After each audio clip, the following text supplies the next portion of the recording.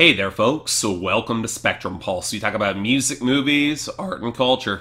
And today we're going to be talking about the newest album, the debut album from White Ward, called Futility Report. So as I've said before, I'm never quite certain the best place for me to look when it comes to new black metal recommendations, and thus when I heard that there was a new Wolves in the Throne Room record dropping, I was kind of excited to cover it, only to discover that it never got added to my schedule on Patreon. Now at first I was a little bit annoyed about that. I do like older Wolves in the Throne Room albums. They're one of the groups that got me into the more atmospheric side of the genre and really got me into black metal in the first place. But considering the general critical response to the album has been kind of mixed, to say the least, I figured I might just want to back off right now. It's not like I'm not busy enough already, and if the album was really that mediocre, I'd probably want to avoid the disappointment. But still, I had niched to cover some black metal, so what about that debut record from White Ward that came out a couple months ago? Now, they're a Ukrainian group, most known for blending in elements of extreme metal and progressive metal into their atmospheric sound, and the buzz for the band had really been kind of promising. On top of that, they also posted all their lyrics in English to Bandcamp, so that's a big step in the right direction for me personally. So yeah, I know, I'm late to the punch with this, a couple months behind, but it's not like anybody else on YouTube has reviewed this album in depth, so okay, what the hell? How is Futility Report? Well, you know, it's kind of funny, because my exposure to black metal has felt so piecemeal over the past couple of years, especially with the recommendations I get on Patreon. I've got the impression that the albums I wind up covering on the show are somewhat curated for me, pushing aside the forgettable chaff for the truly great albums or those that are just too weird for me to really ignore. Now, Futility Report by White Ward, it's more in the latter category, almost to the point where it's hard to directly classify this as pure atmospheric black metal, and more a fusion with progressive metal, smooth jazz, industrial sounds, and even hints of trap-influenced pop. Now, I think the bigger disappointment is that after a lot of listens, I'm just not quite as convinced that the blend is as potent, as compelling as it should be. A decent experiment, a pretty daring debut to be sure, but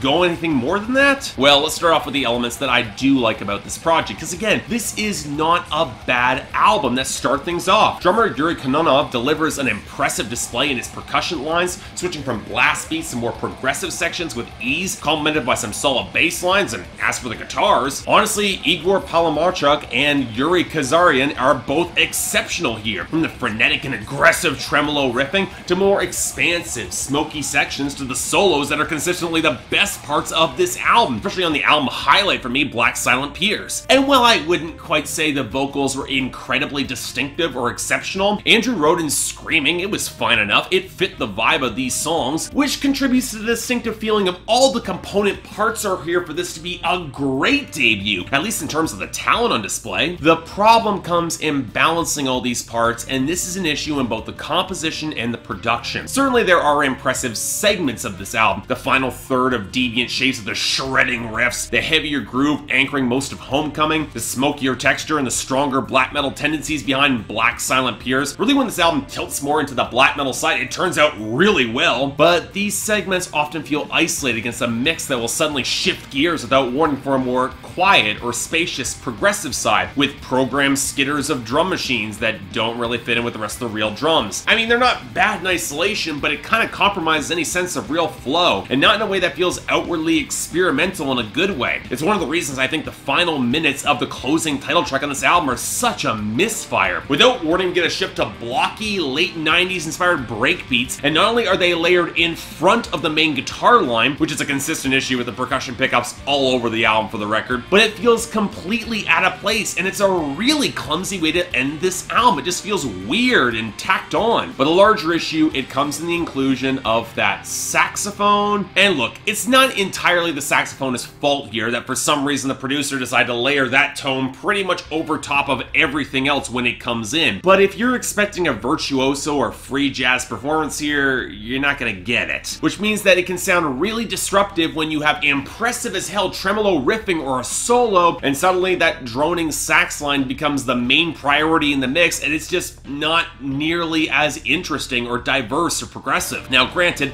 The writing could have saved some of this, but I can't really say I'm a fan of the lyrics here either. Not that they're bad, they certainly can evoke some pretty potent suicidal imagery, and the underlying themes of depression leading to madness to a belief that life is futile. It's basic, but it's well sketched out enough. But again, it feels a little by the numbers, not helped by the inclusion of an instrumental interlude that makes up one of the only 6 songs here. This also feels a little bit short and undercooked. I think a little bit more challenging detail or darker twist in the writing could have pushed this into better territory, but as it is, none of this feels shocking or even unfamiliar, and not exactly enough to give White Ward a distinctive identity as a debut record. And that's arguably the largest problem I have with this. Without potent crescendos or tighter song structures or themes and writing that resonate more deeply for me, I'm left holding on to scattered moments of virtuoso playing that doesn't exactly build up to more cohesive songs. And with the production not really bringing a sense of deeper texture or dynamics beyond some of the guitar lines, I'm just not really as grabbed by this as I want to be. Yeah, I know it's going to be a pretty short review, but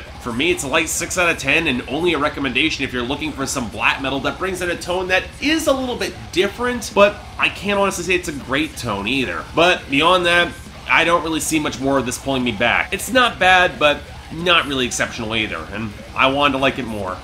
It happens. So yeah, thanks a lot for watching. If you'd like to like and subscribe, I'd be more than grateful. I know this review is short, but I gave this a lot of listens. I just did not have much to think about this. There just isn't a lot to the writing, and overall the tones, they just didn't do a lot for me as a whole. It's good. I can see why some black metal fans will like it. If you want to buy, links in the description below. And I know fans, you guys asked for this, so hey, I got the poll up there. You can tell me how wrong I am. But beyond that, for all you guys who are new to this channel, coming over from Anthony Fantano, where I filmed a collaboration with The Killers with him, and thanks for having me over there, Anthony, I do appreciate it. But if you guys want to get involved in my schedule and support this channel so I'm not covering records like this months late, links to my Patreon is right over there, where 3 times a week you guys get to vote on my channel, and once a week, for my schedule, you get to either add records, movies, or even a top 10 list to that schedule. Links over there, but until then, I'm Mark, you're watching Spectrum Pulse, and I'll see you next time.